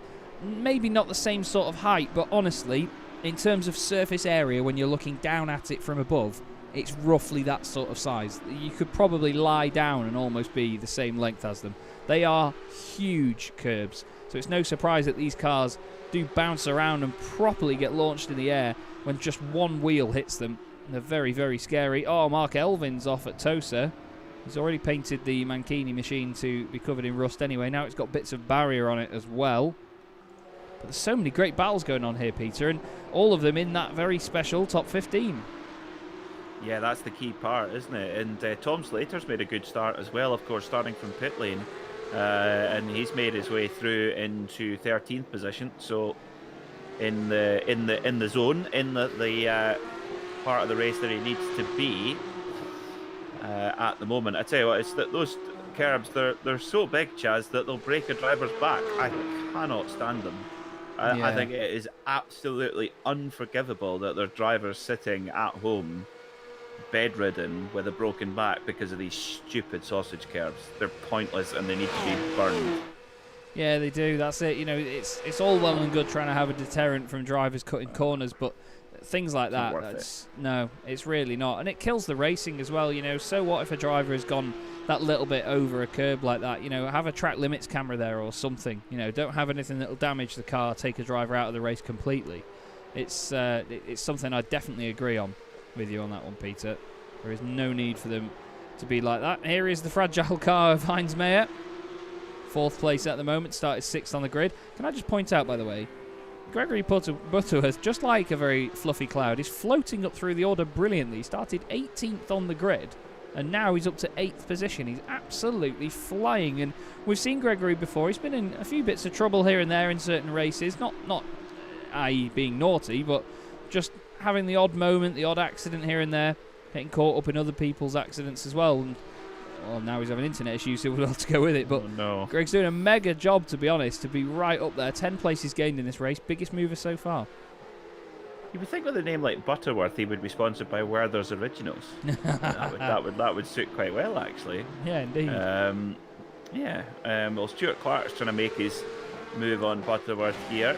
But again, this is just for once you're into the feature race, which is the big points paying race. This is all about grid's position, and it's how much of a premium do you put on grid position, and that's a tricky one. In a 10-minute race, 15 places, you don't want to take yourself out of the game. You want to make sure you're in the feature at all costs. Well, that's it. You know, you need to get the most racing out of your evening, and at the same time, put yourself in a position where you're going to get as many points as you can handle. So these drivers have to throw everything at it to make sure that they are in said feature. Here's João Estevez in 2nd place, but look at this with Ryan Penny with this train behind him. Heinz Meyer, Oliver Carwadine and James Cummings as well. James, of course, went in the barrier earlier on after being 3rd place overall in his race. He'll be absolutely devastated about it. Jacob Tofts, by the way, making his way through the field. There's just been a moment for Gilles Gardner through Tamburello. Jacob is now into the top 15 and into the final as things stand. So he's going to get that done. That is, if he doesn't run into Violet Beauregard's cousin, which is being driven by Fausto Pinto at the moment. I say that like someone else is going to drive it at some point. But look at the way that Jacob Tofts composes himself there through Tosa. Takes a later apex, focuses on the run because he knows that Fausto's going to go a little bit wide on the exit. And he makes the move easy for himself as they get up to the top of the hill. That's lovely stuff from Tofts. It's that sort of racecraft that makes a bit of a difference sometimes, isn't it, to say the least? I mean, it's why Jacob gains so many places from the back of the grid. Parkins-esque, as you called it. Yeah, very, very much so. I mean, the only thing for Jacob is he just kind of has to run round now because he's just got to ensure that he is in the feature. I mean, regardless, he's starting from pit lane in the feature. So as long as he's in the race, that's the main thing. So right now, he's just got to just turn the laps and get to the finish without any problems. And I think that's why he's being even more careful than normal. So. Yeah, I think that, see, things like that, 2 cars go off in front of him, that's not the drama he needs at this stage, because a non-score would be difficult for his championship aspirations. Well, that's it. You need to think about the long game, and a number of these drivers do, because they get to a certain point in these races. Myers off. He is. He needs to get on with it quickly. 7th at the moment after dropping those places. Down to 9th he goes. Greg Butterworth goes through as well, down to 10th place. That's 11th with Tofts going through. Gets back up to speed. I think he'll hold on to 11th pretty comfortably. So, a bit of a scary moment for him there. That'll knock his confidence for the remaining 2 minutes of this race. Time flies when you're having fun, but these 10-minute races certainly do disappear as well. Ryan Penny doing a great job in 3rd at the moment as well. The other Porsche Centre Chester car with the green stripe down instead of the red that Carl Hazelton carries on his car. But Ryan also... really strong run. Really strong run from Ryan Penny. And I actually, that green, I think I now know where that green comes from. Now, Ryan has a beautiful Porsche 718 Spider in a kind of Viper green colour, I seem to remember. And I bet you that's where the green comes from. Yes. Yeah, it probably is. And he's involved with Region 9 of the Porsche Club Great Britain, hence the 99. I mean, although that could be absolute speculation, but it makes sense, so let's just go with it. Yeah, no, I think you're right on that. I'll go with that as well. But Ryan is doing a mega job at the minute. One more lap to go then in this race. Mark Bowe is 1.8 seconds clear of João Estevez. And then Ryan Penny in 3rd. Estevez going well as well, to be honest with you. Doing a mega job so far. Now, James Cummings wants an extra position on the grid for this final. He's made his way through this pack bit by bit. And that is the 8th position gained in this race for the number 2 car. Strong stuff by James Cummings. Ryan Penny not quite under attack by Oliver Carwadine or Rob Sharp at this stage. I think those guys are content where they are right now. David Patching is 14th. Paul Goffin is 15th. Gilles Gardner, the only one close enough to mount a challenge on getting into the final in the final laps here. But I think it's taken the fizz out of his evening. The earlier contact that he had quite a bit of it as well. As Carwadine now under pressure. Rob Sharp has gone through, Peter, so a position change there. Yeah, Carwadine just giving best there to Rob Sharp, but again they're well into the comfort zone that is the feature race, and with a 35 strong grid in the feature, it's going to be busy. It is indeed, and that's exactly how we want it. Oh, excuse me, cameraman. Mark Bowe makes his way down the hill to Rivazza for the final time. Hard on the brakes. Look at how rearward they run the brake bias there. The rear discs glowing on the 911 992. Solid performance that by Mark Bowe. Started on the front row of the grid, took the lead at the very start, and he takes the win in the Consolation race, gets himself through into the final. João Estevez is going to go with him, the leading AM driver in that race. And then it's going to be James Cummings in 3rd position. Ryan Penny 4th, great drive from him ahead of Rob Sharp and Oliver Carwadine. Tom Slater is going to be next up. He's had a tough night as well, so good to see Tom get through. Then it's Stuart Clark. Jacob Tofts ends up 9th after all of that. Brilliant drive from him. Awesome drive as well from Gregory Butterworth. 18th on the grid to 10th. Well done to Gregory. Heinz Mayer finishes 11th ahead of Fausto Pinto. Mark Johnson, David Patching and Paul Goffin is going to be the final one to go through into the feature. Well, solid racing once again there, Peter. Really, really strong drives from some of the guys through the field. Now it's getting to crunch time as the season gets going. Some of them have really turned it on, haven't they? They have, yeah. There's been a lot of drivers that have made a big jump. I'd say Ryan Penny, that was one, I think, drive of the season there. Likewise, in the previous heat, Carl Hazelton getting straight through to the final automatically without going through the consolation. Superb, because he's had some really bad pieces of luck. And isn't this fantastic? Normally warm-up session is people go off or maybe go to the toilet or go to get something to eat, but almost the entire field here going out in a huge long Shinkansen of or whatever the German equivalent of a Shinkansen is, out onto the circuit. A fast train, whatever the German fast train is. The Deutschfahrer. The Deutschfahrer. Indeed. Well, what we ought to do is take a quick look through the results of our races so far and see who we've got going through into this final. Matt Dorrington won the first heat ahead of David Ward and Simon Povey. Then it was Paul Rieger and Chris Byram, the highest placed AM driver. He was ahead of Byron Crawford and Amrik Sashdev. Danny Jones, Andrew Shepherd and Paul Stout are the final drivers to go through from Heat 1. And Peter, take it away with Heat 2. So Heat 2, Gavin Hall, a super win for the man out in Bahrain, winning by just over 9/10 of a second from Austin Greatorex, with Christian Saruta rounding out the podium. Mark Baxter-Jones finished in 4th, followed by Johnny Elia, with Gary Toll and Stephen Kelly rounding out the top 7. Mark Phillips, your winner in the AM class, in 8th overall, with Dan Bady and Dan Baddy and Carl Hazelton rounding out the top 10 and getting the auto invite to the final.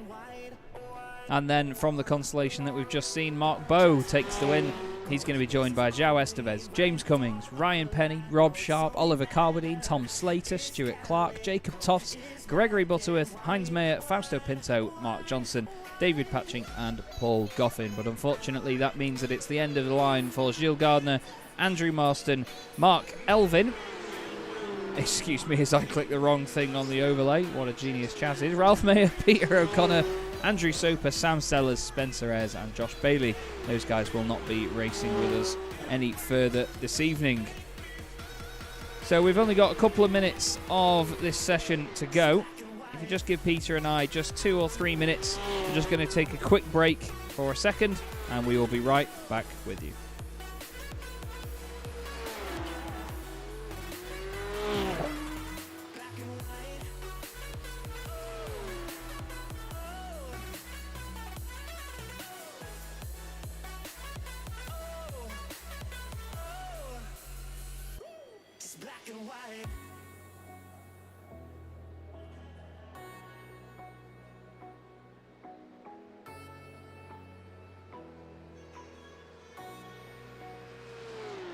Black and white.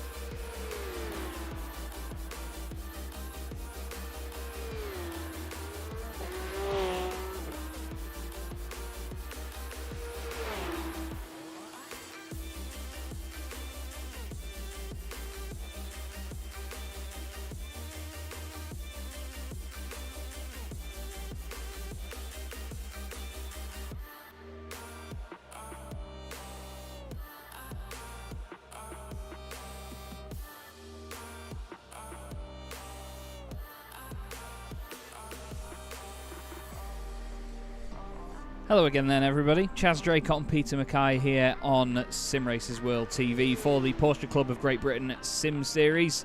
Season 4 well into the swing now. Final race of the night just about to get underway. And what a phenomenal grid we have for you. Carl Hazelton on pole position for this one in car 24. He's ahead of Paul Stout, followed by Dan Bathy, who is definitely one to watch here if you ask me. Andrew Shepherd, Mark Phillips and Danny Jones. Then we have Stephen Haley, Amrit Sashdev, Gary Tall and Byron Crawford. Johnny Elia and Chris Byram just behind them. We're going to have to go quickly through this. Mark Baxter-Jones and Paul Rieger on row 7 ahead of Saruta and Povey. Then it's Austin Greatorex, David Ward, Gavin Halls and Matt Dorrington. Mark Bojau, Estevez, James Cummings, Ryan Penny. And then Rob Sharp, Oliver Carwadine, Tom Slater, Stuart Clark, Jacob Toffs and Gregory Butterworth make it 30. Then it's Heinz Mayer, Fausto Pinto, Mark Johnson, David Patching and Paul Goffin. Peter, anyone you've got your eye on here? I believe Dan Bathy started from the pit lane, so I ought to shut my gob about him. Carl Hazelton on pole position needs to just hold true here. But Danny Jones is going to be the highest pro driver. It could be anyone, I think. Tofts. There you go, everybody. There's the verdict. Right then, let's get racing, shall we? Final race of the night at Imola is underway. Steady start by Carl Hazelton. Nicely done. Looks like Mark Phillips is having to defend from Stephen Haley down his inside. Look at that. Second win from Paul Stout, though. Gets going. Carl blocks him off down the inside. Says, not a chance, mate. You are not going through there at all. Everyone keeps it nice and tidy. Bernie's off. Bernie is off. He's going down the order faster than I can click him. I think he got a bit of a tap as they went through the second part. Oh, there's a car around in the background. That's Paul Rieger. Paul Rieger is definitely off. Back on the circuit he goes. I think the other one in there with him was Mark Baxter-Jones. There was all a big concertina as they got to the exit of Tamburello. Johnny Elia flings it down the inside of Byron Crawford. Byron has to get off the brakes a little bit, lets the car run a bit deep, but sudden chaotic start to this race, Peter. A few of them having incidents, but most of them surviving. Yeah, just about. There's it's Simon Povey gets a big hit check there from Chris Byram. Round he goes, and well, Simon Povey's season he just cannot catch a break. Look at this. Oof. Oh. See you later. Good night. Thanks for coming. That's just enough to put him onto the grass and spin the car around, isn't it? That's all it takes. Absolute nightmare. Oh, Johnny Elia goes very hot into Variante Alta. He's got Christian Saruta right behind him now, trying to put the pressure on. All over the back of him. This is one of the most exciting bits of these races, though, and the most exciting bit of the evening is watching the pro drivers come through the field as Johnny Elia has gone straight on. Just locked up, just as he had started to turn the wheel, the Michelin tyre just basically stayed static and scraped along the floor, that horrible noise. But look at this battle at the front. Carl Hazelton leads at Imola from Paul Stout, but Paul Stout's going to have a look. Oh, and Hazelton just gone there. Yeah. At Tamburello, and Shepherd third, Danny Jones in fourth. Oh, big one. Gavin Halls. Halls is in the wall. Oh, there's a lot of them off. There's a lot of them off. Oh, dear. Butterworth around. Who else have we got off? Chris Byram's off the road as well. They're coming back on. Who arrives on the scene? Jacob Tofts. And Tom Slater. Oh. Chopper cam. What a call on the chopper cam. There, it just carves through. If you get a replay of that, Tofts just carving through the just unmitigated carnage going off around him. So Rob Sharp had the moment. Oh, Rob is... Oh, it's already happened. Yeah. Oh, wow. So Rob Sharp is doing what you should do, slow down for a yellow flag, and he gets drilled from behind. Trying to find Jacob Tofts here. He's a wee bit further back and then comes through, but what happened to Gavin Halls? We will find out. So Chris Byram was involved. Oh, for God's sake. So there's Halls on the right. Greatorex on the inside. Hall loses on the brakes, onto the grass, and drills into the back of Chris Byram. That might cop a penalty from the stewards. There was even more contact further back as well. So this is Butterworth.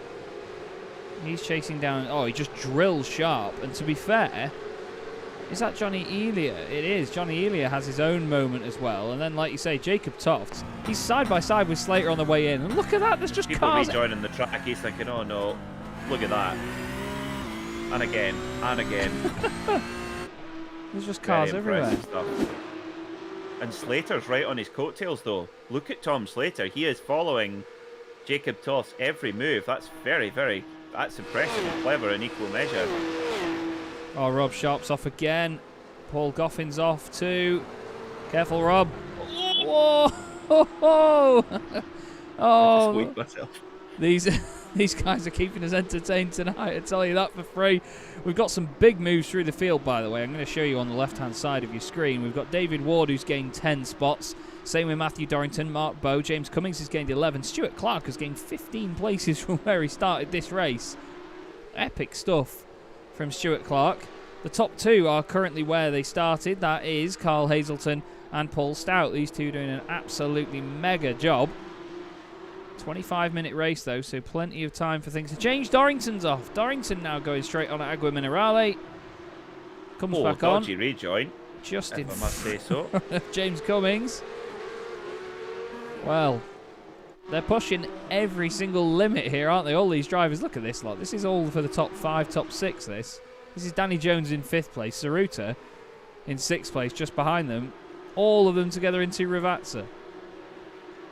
Oh, yeah, so it's game on at the front. So Christian Saruta, of course, was in the battle for the race victory 2 weeks ago at Donington and unfortunately ended up at the wall after a clash with Jacob Toft. Now it is his opportunity as Danny Jones gives a Haribo Baird's width and no more.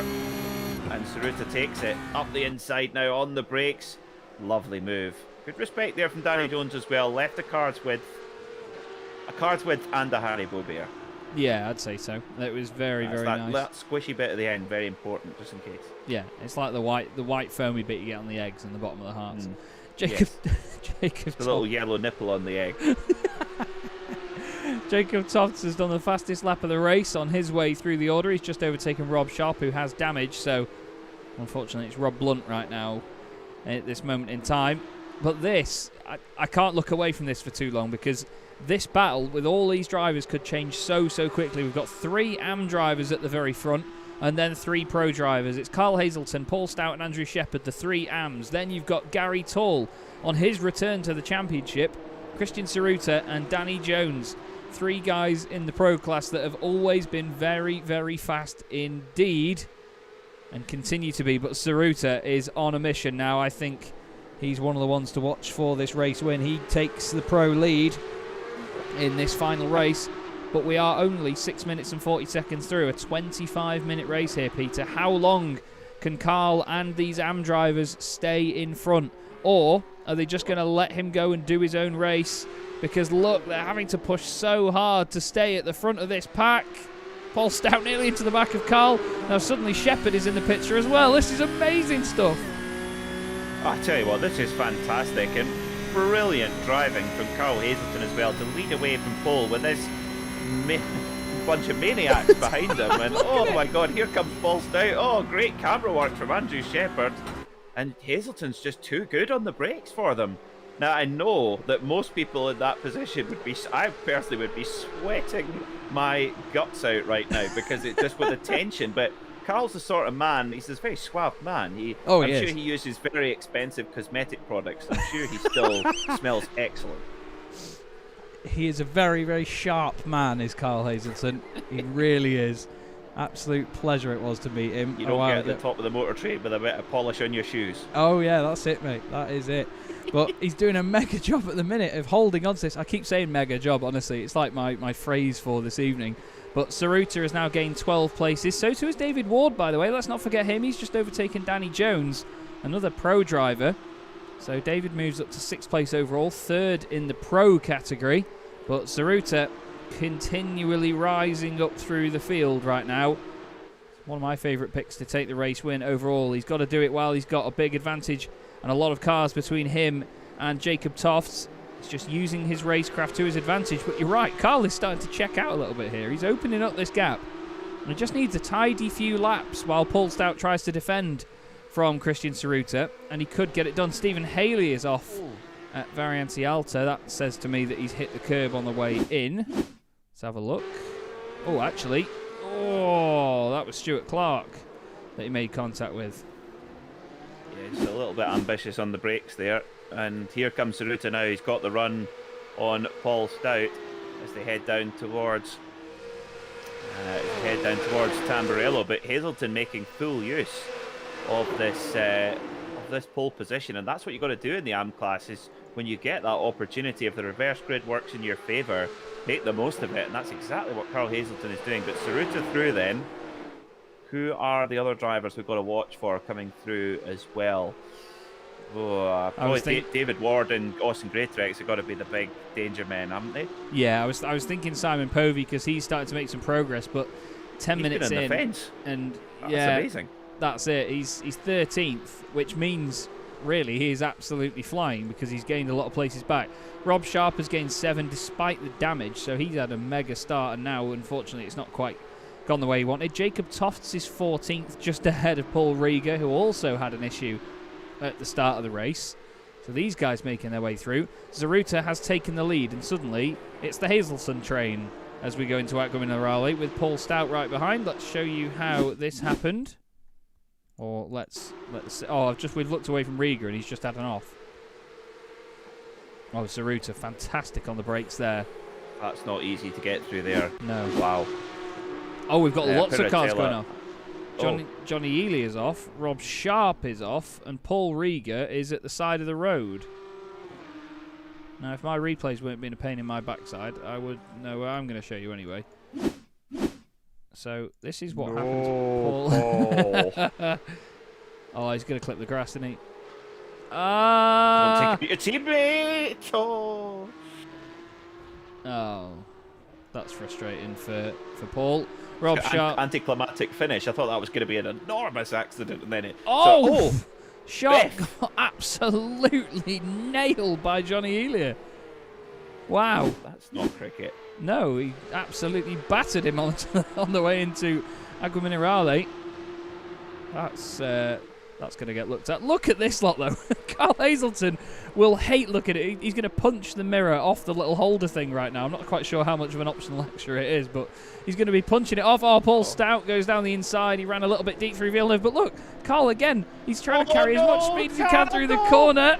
Just about hung on to it. Oh, he's moving over to the left. He says, get out of it, sunshine. Get out of it, Andrew. Gives him a bit of a bump on the way up the hill. That's feisty stuff from Carl. He says, no, I'm not having it. I don't want to drop these positions. We're so impartial, but come on, Carl! Yes, go, Carl. I'm absolutely loving it. Absolutely loving it. We may have made some little jokes and a bit of banter with Carl last season, but honestly, to see the resurgence in his pace here, he's absolutely having the race of his season. But he's got Andrew Shepherd, David Ward, Austin Greatorex, Matt Dorrington, all queuing up behind him right now. Paul Stout at the very front of this train. This is epic stuff to watch. Look at all of them as they make their way through here. On board with Dorrington. Look at this snake of cars.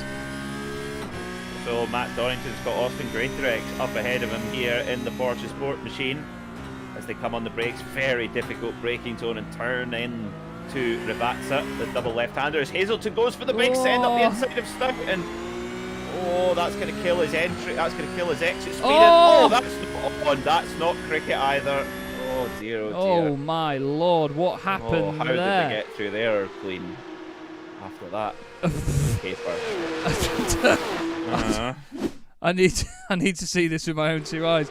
So they're together. 1 contact, 2 contact, 3 contact. It's that. How? Oh god. Now Dorrington has gone off the road. Dorrington has gone. Whoa! That's Povey and Hazelton. Maybe Carl has had something to do with that as well, because Carl has dropped a number of positions. Oh, Carl's gone off now.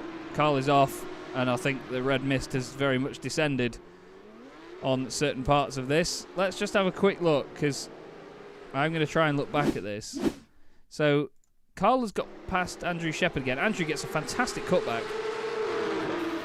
The two of them just sort of gravitate to each other. It's not like one of them moves over on one another, and then they all try and save it, and they just sort of bounce off one another. We're going to stay with this, because Matthew Dorrington in the black and orange car, slipstreaming Carl Hazelton. ends up losing out here. Oh, Dorrington goes into the back of Carl, who then bounces off Gary Tall. You know, in fairness to Matt Dorrington there, I think Carl was starting to lose the rear end, and Dorrington didn't have anywhere to go. That's just the initial look, but I think then Carl is just a bit flustered at this point, and then the car's just gone in too hot. Just too hot into Villeneuve. That's a real shame for Carl Hazelton, because he was having the race of his season up the front. It was insane to watch, as James Cummings has now gone off the road. What you've just been taken on, you won't understand this, Chaz, because you know your country's rugby team are quite good. That is honestly what you've just experienced there is like watching the Scotland rugby team. Like, just so much promise, and then it all falls to pieces. Sounds like my career. Christian Zaruta, though, absolutely flying. 14 places gained, leads the race. David Ward, 16 places gained, second place. Austin Greatorex, 14 places gained, third. Absolutely amazing stuff. Paul Stout, in that Newman car, still leads the AM category. He is fourth overall. He's ahead of Gary Tall, Andrew Shepherd, Simon Povey, Danny Jones, mate Jacob Toft. He's gained 20 places in this race. He is on a real mission here, just ahead of Mark Bowe, who's gained 11 of his own. Pleases my OCD if he stays there, because it's car 11 gaining 11 positions. Stuart Clark started 28th in his 14th. So we've had some amazing drives through. Carl Hazelton's still there fighting. Honestly, that car is not going to have a single straight panel left on it, but Carl will absolutely go for it everywhere in the, well, I was going to say final few minutes. We've still got 10 minutes left yet. Flipping out. I don't know if I'll survive.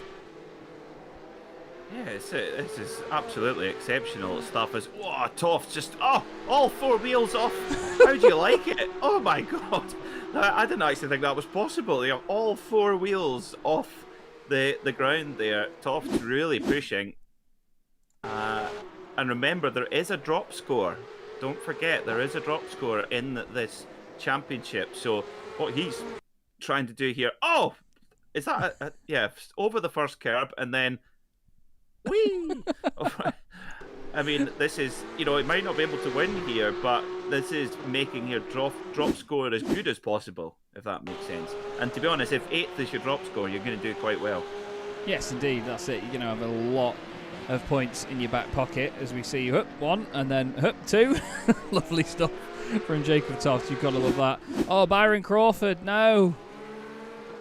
Byron's around the exit of Tamburello. He's reversing it very aggressively into the barrier. At least the car is... Oh, hello. That was Amrit Sashdev having to slam on the anchors there to not hit him. Now here's one of the battles that I wanted to see tonight. David Ward and Austin Greatorex. David, the Pink Panther, has been a real star of the championship this season. Won the very first feature race of the season at Hockenheim. And now he continues to be just as quick.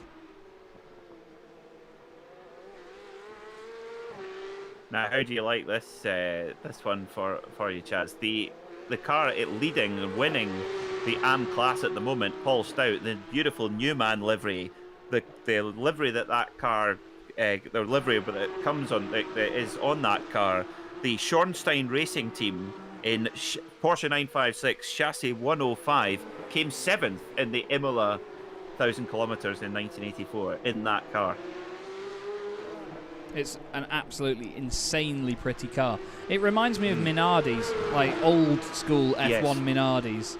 And I don't know what it was, but a stripy car that was black, white and yellow just looked absolutely amazing. It's such a retro design. I love it. And even now, people do it with the modern cars as well, as we've seen. It looks just as good on them, but wow. I don't really want Paul Stout to ram it into the back of Lady Penelope. Andrew Shepherd's off the road in the Scuderia. Man running into the back of Lady Penelope. Well, I don't think Simon will be too happy about that. Either way, Stout continues to lead his class, and he's got a few cars between himself and Andrew Shepherd in the Scuderia Chicken House machine.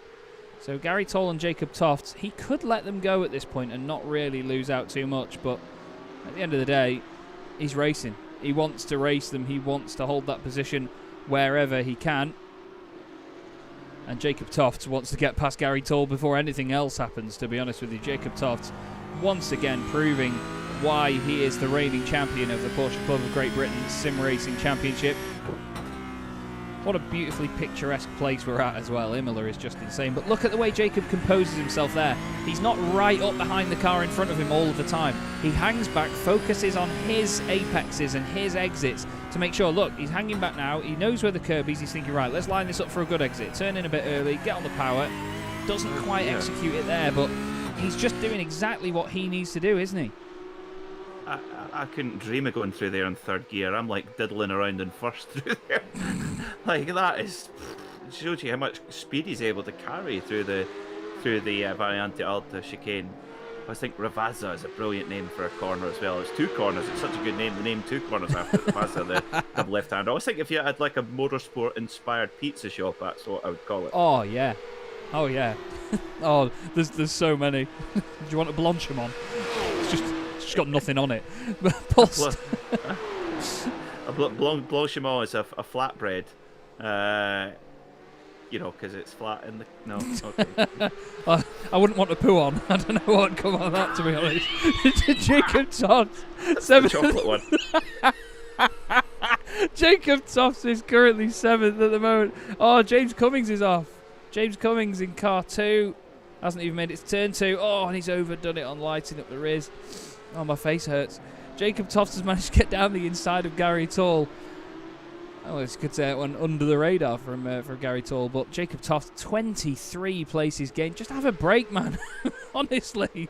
But at the same time, it is incredible to watch, isn't it, Peter? The progress of this young man is just awesome.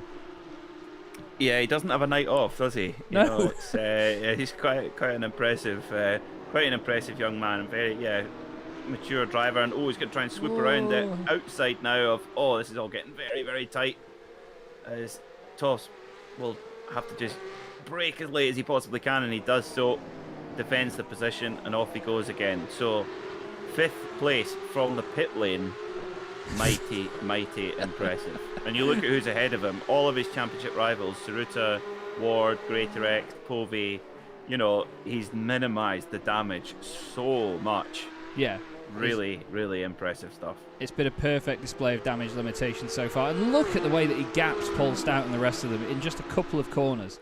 The composure and the pace is just insane. We need to go back, though, to David Ward, because he's got Austin Greatorex behind him. Austin wasn't as flamboyant as usual in the earlier race, but he just got the job done in second.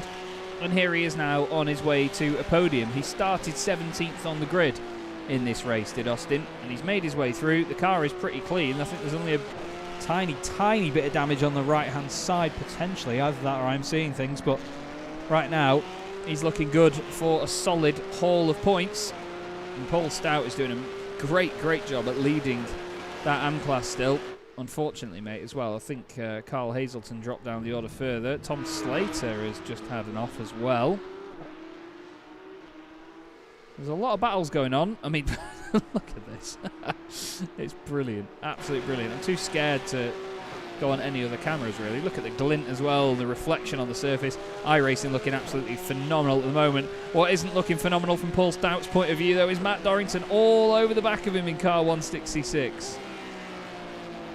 Yeah, and this is where Paul Stout's got to play it careful, because Andrew Shepherd in the Scuderia Chicken House machine just a couple of spots back, so you don't want to lose too much momentum. That's smart. So Stout just lets Dorrington go and tries to keep his own momentum up and thinking about his own class battle. That's clever.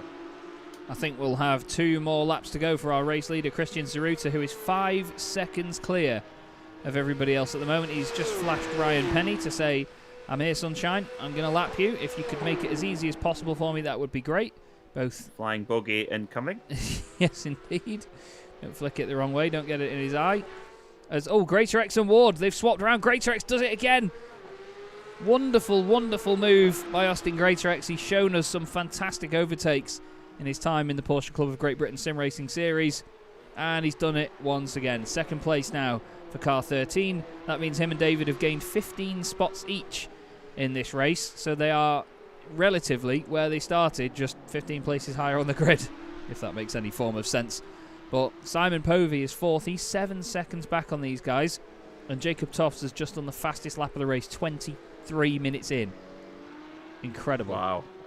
But the fuel coming down, that'll certainly help, but the tyres won't be in their optimum, so yeah, very impressive indeed. But I have to say, you've got to give huge credit to Simon Povey because, he got unceremoniously nerfed off the road on lap 1, and he has worked his way back up through to, at the moment, 4th place. I mean, I think he'll take that. I mean, it won't change what's on his coffee cup tomorrow morning, but I think if you're listening, ladies in Simon's coffee shop, give him some encouragement tomorrow because he's driven like a true champ today.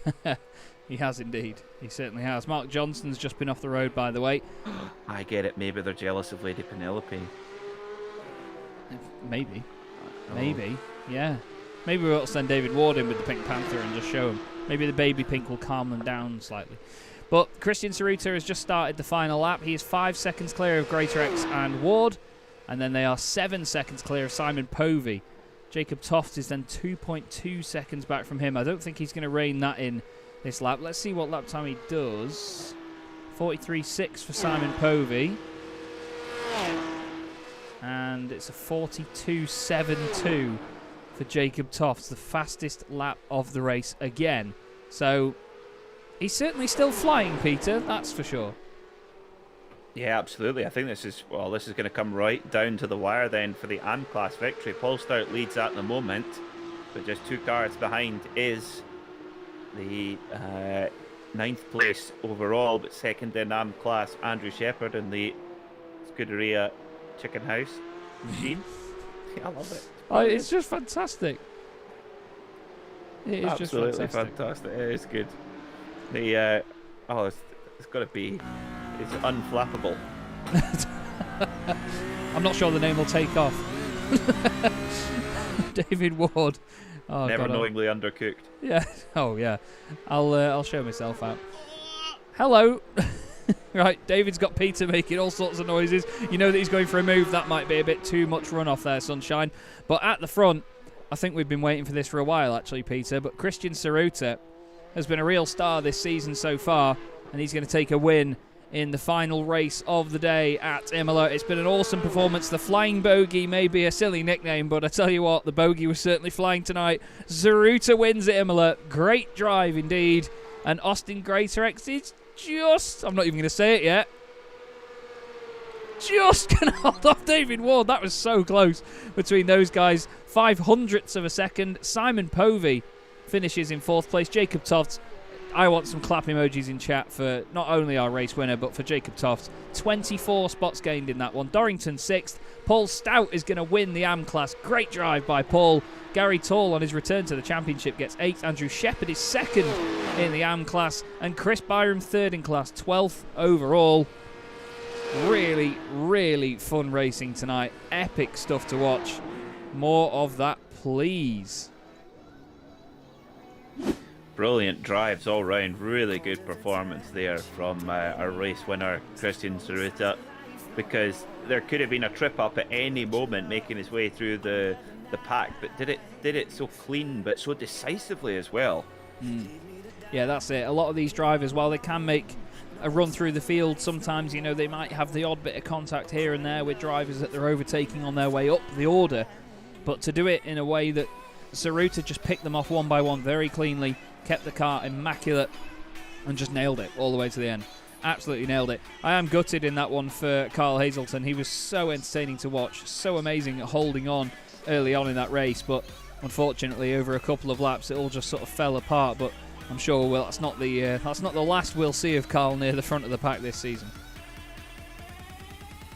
Definitely not. I certainly hope not anyway, because that was absolutely fantastic to watch there from Carl Hazelton. I just gutted for him. Just when you're at the front, it's so loud, it's so busy, and it just didn't quite work out from tonight, but gave us some fantastic entertainment.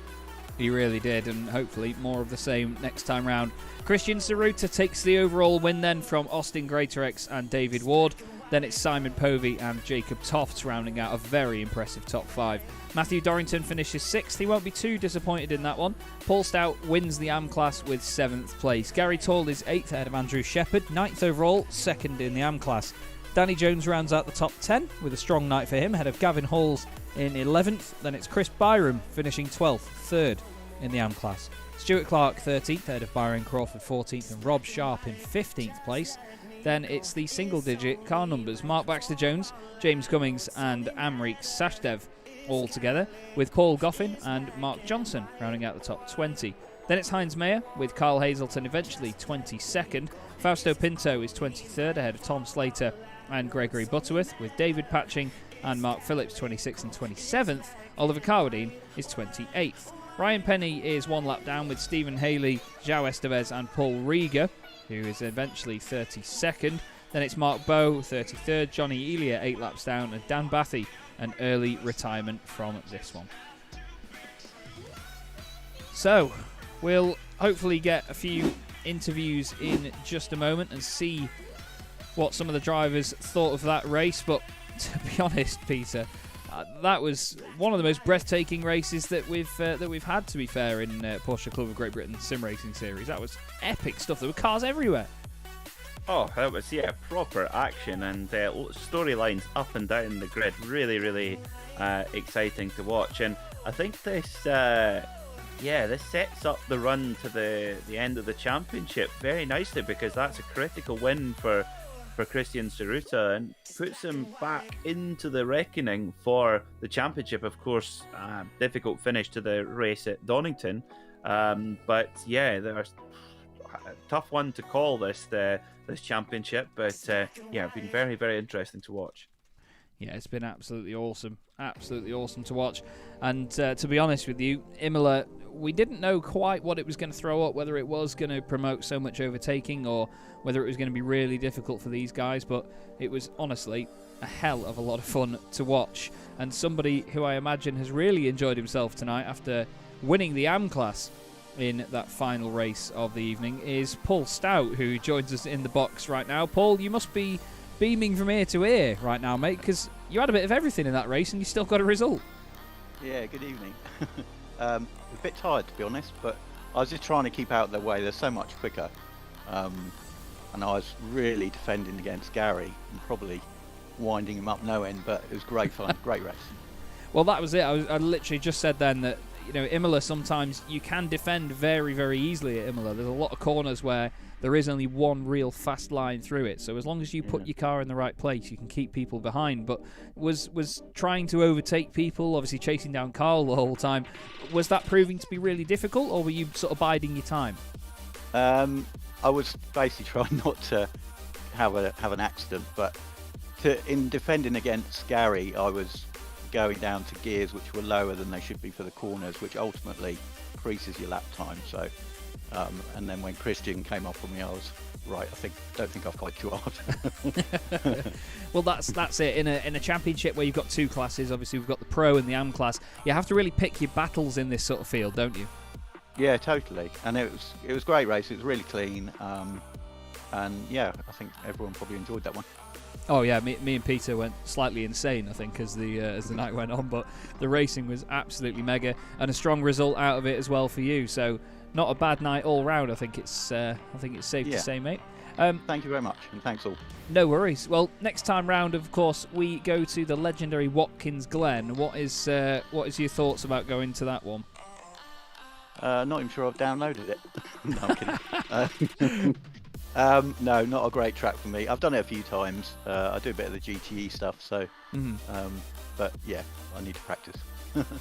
Well, we look forward to seeing how you get on, Paul. Before we let you go, mate, do you want to give anybody a quick shout out? Yeah, I'll shout out to my lad Charlie, who sadly is out tonight. He was going to watch it, but hopefully he'll watch it back later. Nicely said. Fair play, Paul. Great to speak to you, mate. Well done on the result, and we'll see you at Watkins Glen. Thanks, guys. Cheers. Right then, that is Paul Stout, the winner of our AM class this evening. Let's have a word with the man that won the race overall, which is Christian Saruta, the driver of the Flying Bogey, as Peter dubbed it earlier in the season. Christian, you must be over the moon with that one because it looked like a very, very tough night of racing. How did you find it? Redemption.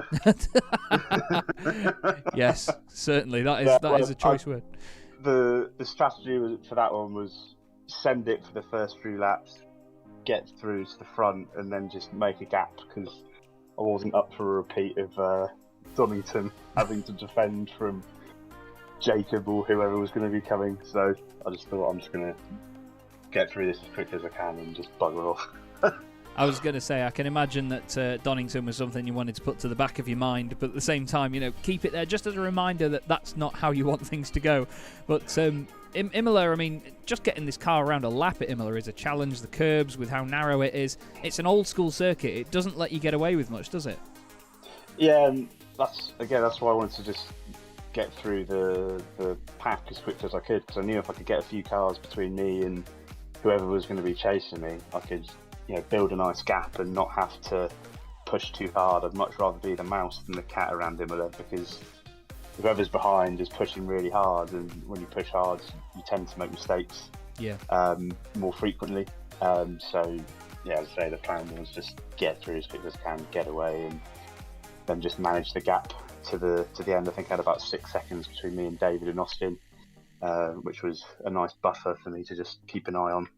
And just make sure I didn't bin it as I was going around. Well, that was it, mate. It was a very, very solid performance, a great one to watch. Watkins Glen is our next venue on the calendar. Are you feeling confident about that one? Is it a place where you've got pace in you? Yeah, I did.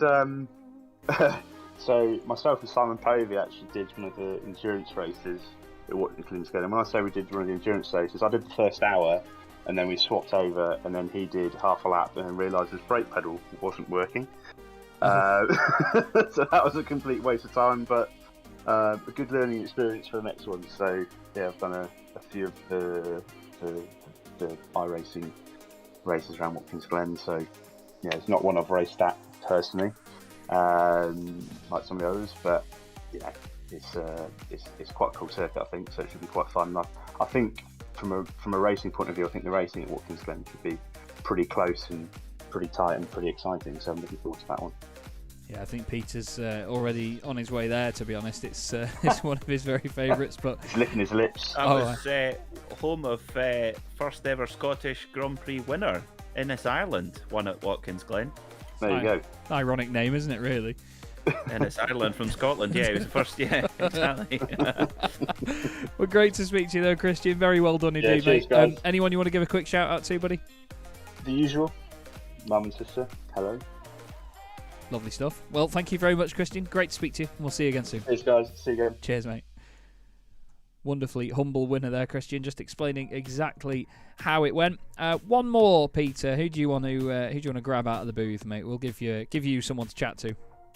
Oh, looking at this, I feel like I've got all the power. Oh. Well, I should probably make my mind up. Well, should we get Andy Shepherd's Scuderia Chicken House, isn't he? Yes. That's it. Yes, Andrew, welcome to the Simracersworld TV commentary box. We'd just like to congratulate you on winning all of the current championships and future championships by virtue of that fantastic new livery you've got.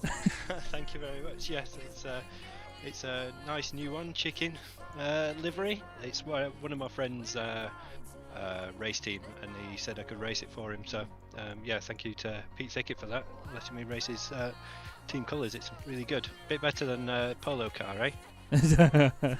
Oh, you heard that? Yes, it's working. It's working well, isn't it? Yeah. I mean, how long do you think it's going to be before Jim Glickenhaus has his team of probably quite expensive lawyers on your case? I don't know. I'll let him worry about that one. Yes, you spotted it. Yeah, it's good. Good scheme, isn't it? It looks awesome in amongst all the others tonight. Yes. I can't wait to watch the stream back and watch all the commentary about it and in amongst all the action tonight, because I seem to see a lot of it. Well, it was as highbrow as always. You'll be pleased to hear as well. I mean, tell us about the race tonight, Andrew, because that feature race, what a stormer that was, with so many cars up at the front on such equal pace. Tell us about it. Yeah, so obviously I was up at the front, being ninth in Heat 1, so I think I was starting third or fourth on the grid. Yeah, and the three AMs up the front, we were all very, very even on pace, and none of us could pass each other. And I think Carl Hazelton had the widest 911 on the grid tonight. None of us could get past them, and then all the pros started catching us, and they were struggling to get past any of us. And I think it got a bit bunched up at one point. I think Carl and I had a bit of contact down a straight, which I need to have a look back at, but we all stayed pointing the right direction, I think. So yeah, it was good in the end.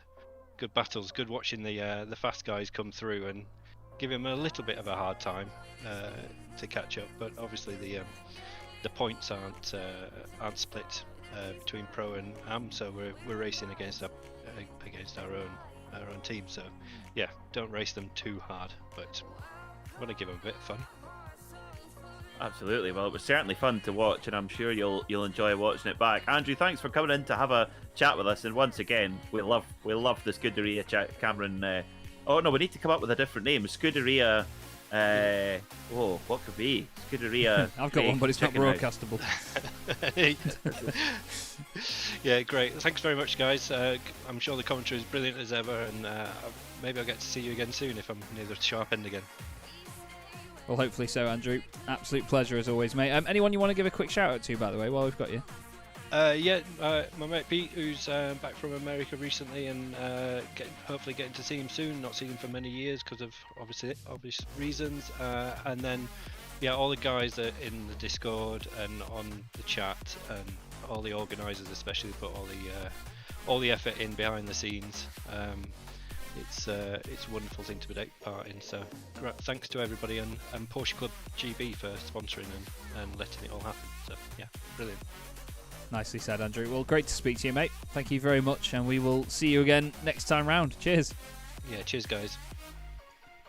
Well, there we go, Peter. Another very successful night of you absolutely breaking me and vice versa, really. Plenty of laughter, but fantastic racing tonight. That really had us on our toes, didn't it, that? Oh, it was just fantastic. It's just what we come to expect at Imola, but some super battles, and you have to give huge credit to Christian Ceruta. That was a classy drive to get up there and win the race at the front. Very, very impressive indeed. It really was an absolute barnstormer. Now, don't forget, everybody, that we will be back again in 2 weeks' time for the next round of the championship on the 8th of December, where we will be at Watkins Glen, a very, very interesting venue with plenty of slipstreaming on the menu. Thank you very much for joining me, Chaz Draycott, and my wonderful co-commentator, Peter MacKay. This has been Simracersworld TV and the Porsche Club of Great Britain Sim Racing Series Season 4. We will see you in 2 weeks' time, everyone. Have a wonderful evening.